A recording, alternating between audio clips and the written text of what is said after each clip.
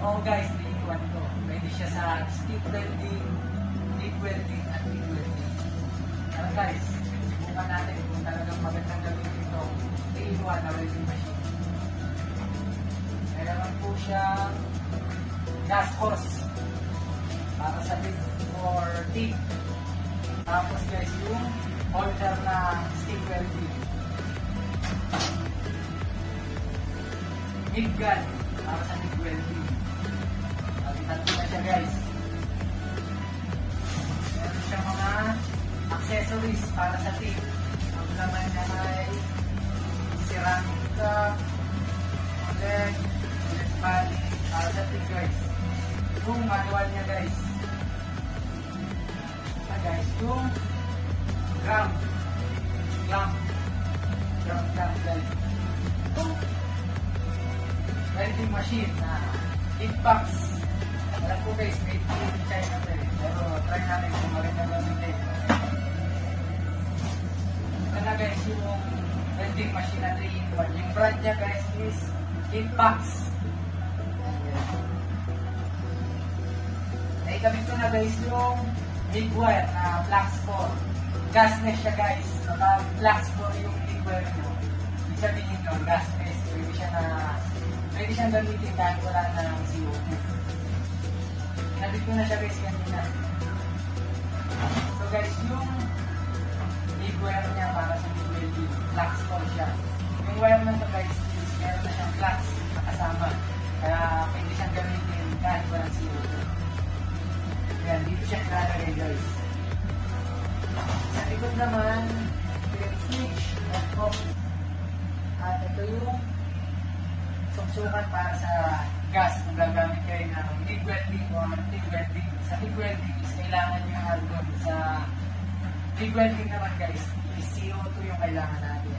Pero since na meron tayong MIG wire na flax 4 na, pwede natin siyang gamitin na wala ng CO2. Ano guys, testingin natin. Ganyan po ang pagkabit niya guys. Ilalim po yung pinakadulo ng wire.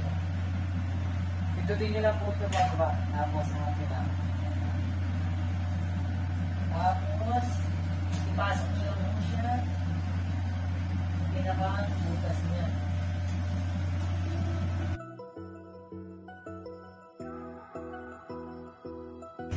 Ang una natin subukan guys, yung stick welding.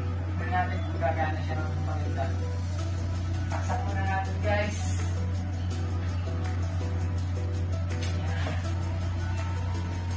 Yan, nakawag na siya guys. Kunin natin yung holder ng stick welding. Siyempre, kabit natin siya guys sa positive. Tapos, ground.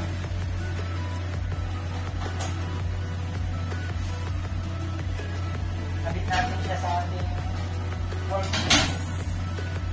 Nilakasan natin guys.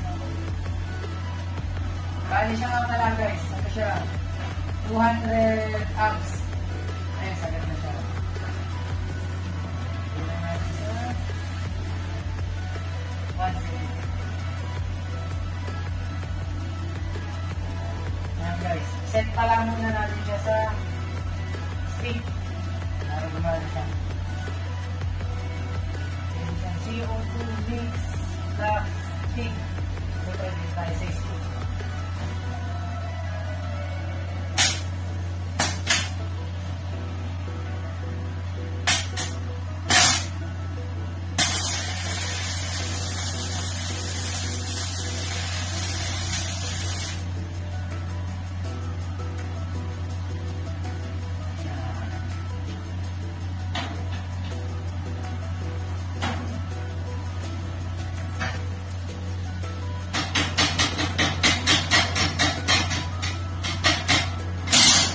Yun guys, okay naman. Gumagana yung ating stick welding.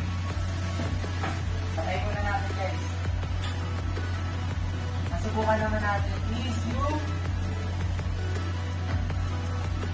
try naman natin guys yung ating MIG welding. Ito po yung MIG gun na tinatawag.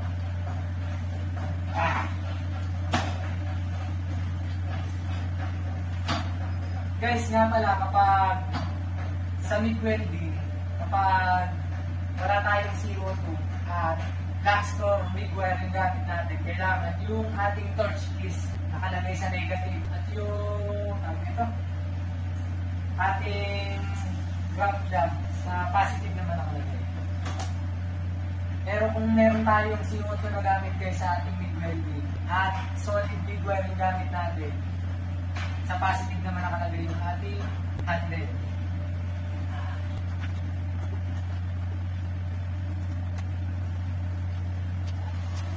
Tapos guys, set natin siya sa flux kasi wala nga tayong gamit na CO2.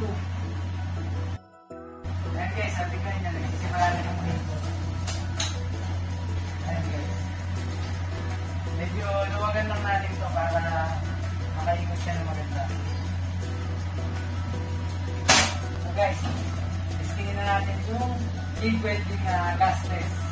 Kasi black store pa yung gamit natin guys.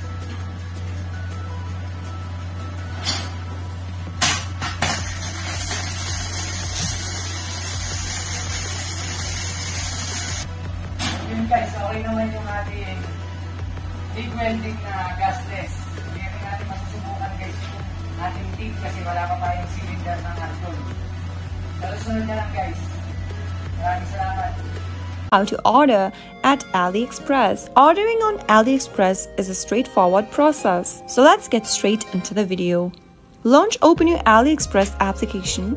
Also make sure that you're logged into your account. From the main homepage of AliExpress, you can search for the product with the help of the search box at the top. You can also browse through the product's categories displayed on the screen. Now, scroll through the products and find the one that you'd like to purchase. Tap on the product to purchase it, and then this will show you other information about the product.